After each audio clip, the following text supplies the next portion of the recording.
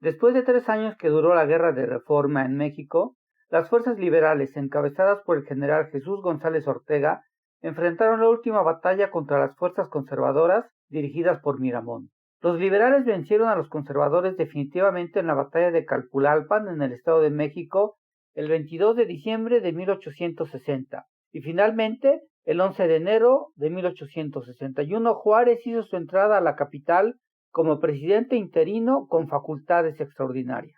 Sin embargo, las batallas entre liberales y conservadores seguían. El 16 de marzo, Leonardo Márquez emite un decreto condenando a Benito Juárez a muerte.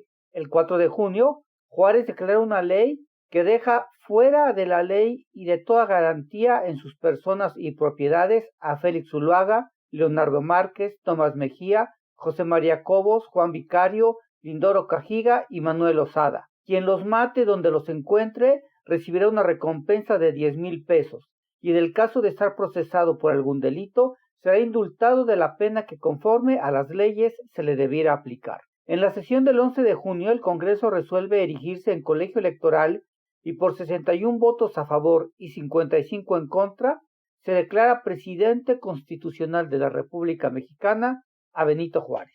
Los enormes gastos de la Guerra de Reforma y la contracción económica tenían al gobierno en una grave crisis financiera. La economía del país estaba estancada después de más de una década de guerras. Guillermo Prieto, José María Mata, León Guzmán y José María Castaños habían transitado por el Ministerio de Hacienda. A fines de junio, José Higinio Núñez aceptó el encargo del Ministerio de Hacienda. El Congreso aprueba con 120 votos a favor y 4 en contra la propuesta de Benito Juárez de una ley de suspensión de pagos. En ella se declara que el gobierno recibirá todo el producto de las rentas federales y suspenderá por 2 años todos los pagos, incluidos los de la deuda externa. Juárez proclama el domingo 17 de julio esa ley. Después envió una circular a los ministros diplomáticos acreditados en la que explica la medida tomada. Las principales deudas eran con Inglaterra 69 millones, España 9 y Francia 2,859,000 pesos. El 23 de julio los ministros de Francia e Inglaterra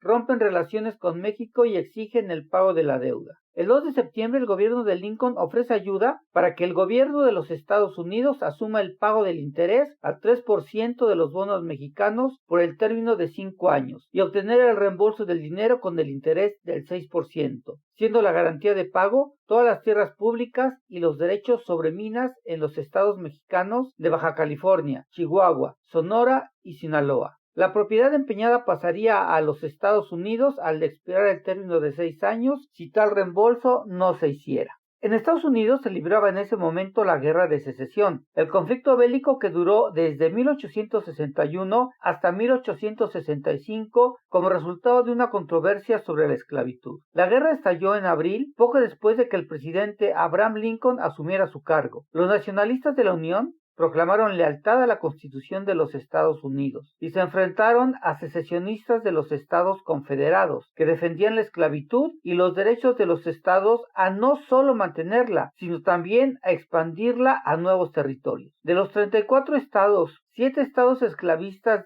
del sur declararon su secesión para formar los Estados Confederados de América o del Sur. Esta nunca fue diplomáticamente reconocida por el gobierno de los Estados Unidos ni por ningún país extranjero, aunque el Reino Unido y Francia le otorgaron estatus beligerante. Los estados que permanecieron leales a los Estados Unidos se conocían como la Unión o el Norte. El 7 de septiembre, 51 diputados piden a Juárez que renuncie a la presidencia y el mismo día otros 52 diputados le piden que no lo haga. El 31 de octubre, como respuesta a la ley de suspensión de pagos, se firma el acuerdo de la Convención de Londres por la reina de España, Isabel II, el emperador de Francia, Napoleón III, y Victoria, reina del Reino Unido, de Gran Bretaña e Irlanda. En el tratado se detallan 5 artículos para el cumplimiento de las obligaciones contraídas por México y desplegar a las costas mexicanas fuerzas combinadas navales y militares para ejecutar las operaciones que se consideraban adecuadas para el cumplimiento del objetivo de la Convención.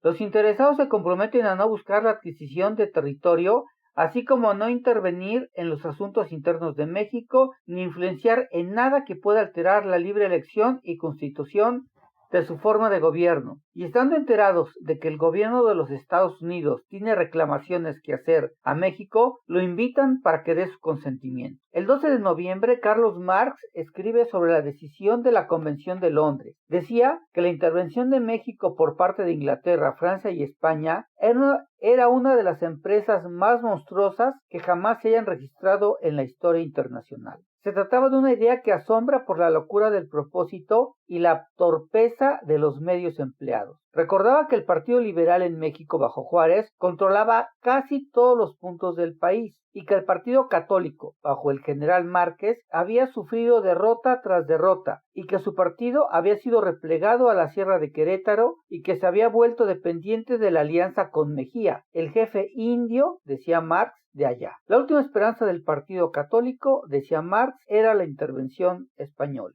Manuel María de Zamacona, ministro de Relaciones Exteriores de Benito Juárez, se había opuesto al decreto de suspensión de pagos, pero negoció la deuda externa con los ministros de Francia y Reino Unido. Logró firmar el Tratado White-Zamacona, el cual debería de ser ratificado por el Congreso de la Unión. Sin embargo, la propuesta fue rechazada. Por tal motivo renunció a su cargo, siendo sustituido por Manuel Doblado. Al día siguiente, se derogó la ley de suspensión de pagos y Juárez ordena poner en vía de pago todo lo que se adeude. La medida de derogar la ley de suspensión de pagos no tuvo ninguna utilidad, pues para entonces ya había madurado la desconfianza internacional contra México, así como la decisión de cobrar lo que Juárez no había querido pagar.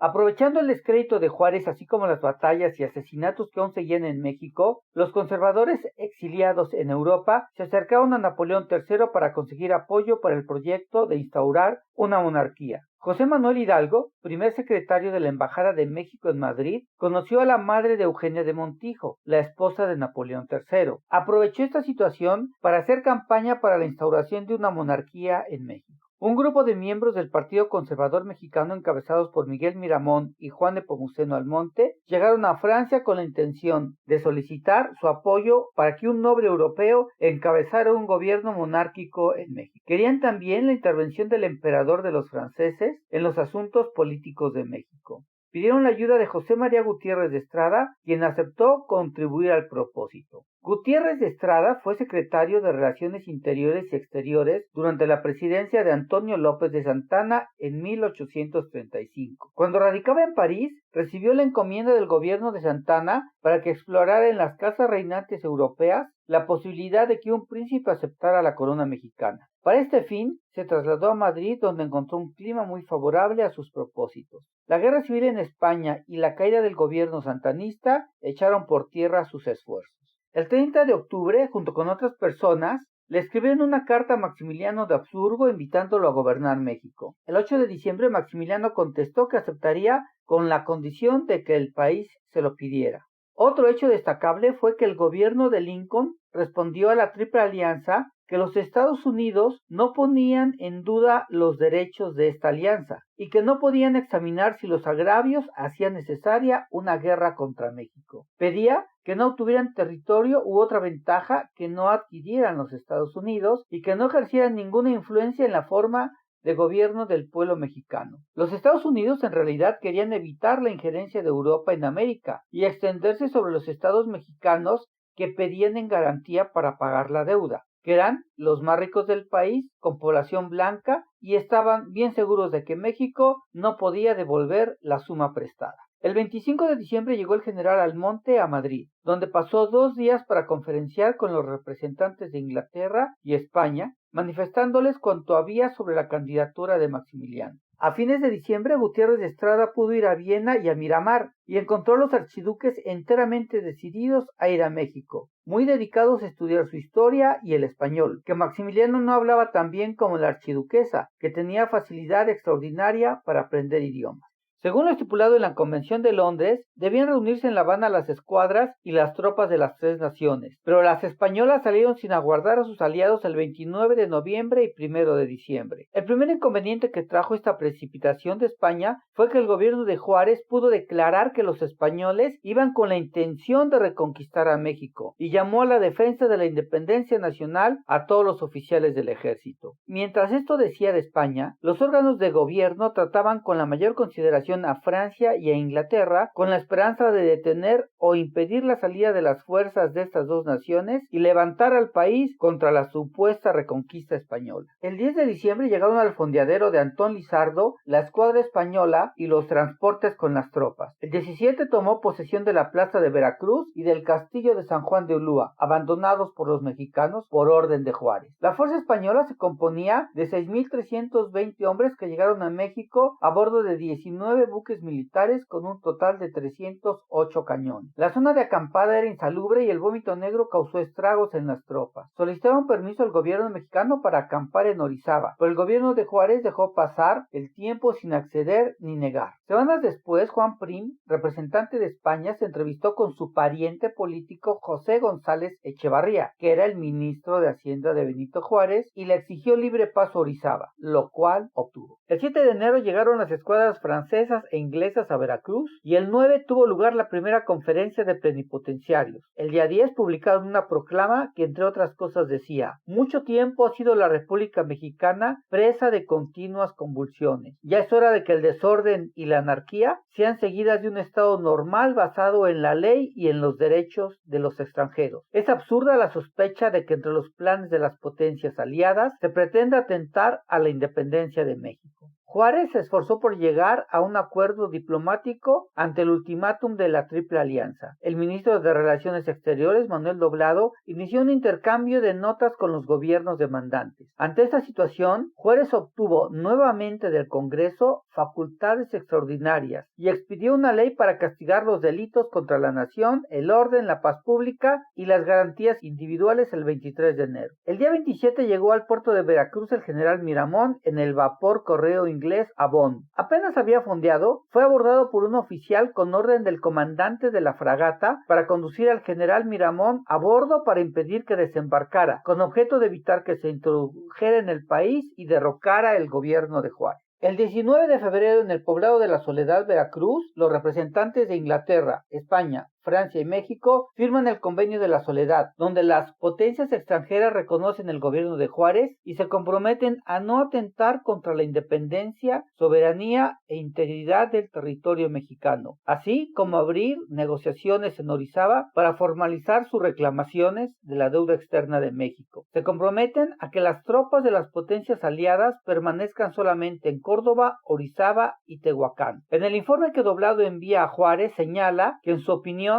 como ministro del gabinete, los tratados preliminares deben admitirse como lo mejor que pudo obtenerse en las circunstancias que estaban. Juárez aprueba el convenio, así como Inglaterra. España tendrá reticencias y Francia lo desaprueba y envía a cerca de 6,000 hombres bajo el mando del conde de Lorenzés, quienes llegan a Veracruz el 6 de marzo de 1862. Ese día en San Andrés Chalchicomula, Puebla, estalla un depósito de pólvora causando más de 1,000 muertes inesperadas al ejército mexicano. El general Antonio Taboada con el expresidente conservador Manuel Robles Pezuela salen de México para reunirse con los ministros de la Triple Alianza y son perseguidos por hombres de Ignacio Zaragoza, quienes capturan y fusilan al expresidente Robles el 22 de marzo. En todo, menos en un arreglo pensaba realmente el gobierno de Juárez. Doblado quería, como lo había hecho hasta entonces, entretener a la Triple Alianza para que la época de lluvias y las enfermedades pudieran afectarlos, así como lograr ayuda de los Estados Unidos, amenazados por los gobiernos aliados, esperando que triunfara muy pronto el norte de los confederados. El 9 de abril, Francia, Inglaterra y España declaran rota la Triple Alianza y resuelven que en adelante cada quien seguirá sus acciones separadas e independientes. El documento es notificado al gobierno mexicano y se anuncia el retiro de las tropas españolas y el retroceso de las francesas para replegarse en paso ancho y de ahí iniciar hostilidades, puesto que desde que los habían desembarcado sentían la necesidad de penetrar en el interior del país por las alteraciones de salud de las tropas y la carencia de abastecimiento, los cuales no dejaban las guerrillas llegar a la ciudad. El día 16, los franceses publicaron en Córdoba una proclama que decía: mexicanos, no hemos venido a tomar parte en sus disensiones, hemos venido para hacer que cesen. El 17, Almonte dirigió una proclama a sus conciudadanos desde Córdoba en el mismo tenor. El general Taboada, con algunas fuerzas que había reunido, se pronunció el 19 en Córdoba contra el gobierno de Benito Juárez y reconoce a Almonte como jefe supremo de la nación. El 27, por orden orden de los generales Almonte y Lorenzés, salió de Córdoba para Orizaba el general Taboada con 300 hombres de caballería mexicana, y el 28 se puso en marcha de Orizaba para Puebla la división francesa. En las cumbres de Aculcingo había 4,000 republicanos para impedir el paso de las tropas francesas, pero estas los pusieron en fuga. A pesar de que estaban defendiendo bien las cumbres, los republicanos no podían detener por muchas semanas a un ejército numeroso. El 2 de mayo, los franceses llegaron a Mozoc y las del general Taboada, y el 4 establecieron su campamento a la vista de Puebla, que el general Lorenzé resolvió atacar al día siguiente. Almonte y Antonio Haro fueron de opinión que el ataque debería verificarse por las tapias de la huerta del convento del Carmen, situado en la parte sur de la ciudad, pero no habiendo aprobado el jefe del Estado Mayor la idea de los dos mexicanos, las desechó Lorenzés y decidió atacar los cerros fortificados de Guadalupe y Loreto. El desprecio de los jefes franceses a los consejos de los mexicanos fue la causa de muchos contratiempos durante toda su campaña. El 5 de mayo atacaron a Puebla por el cerro de Guadalupe y fueron rechazados con grandes pérdidas. Después de este revés, se retiraron los franceses al cerro de Malucan, donde permanecieron hasta el día 8, que se pusieron en marcha para Orizaba, donde mantuvieron su campamento. Esto fue Los Hechos de la Historia.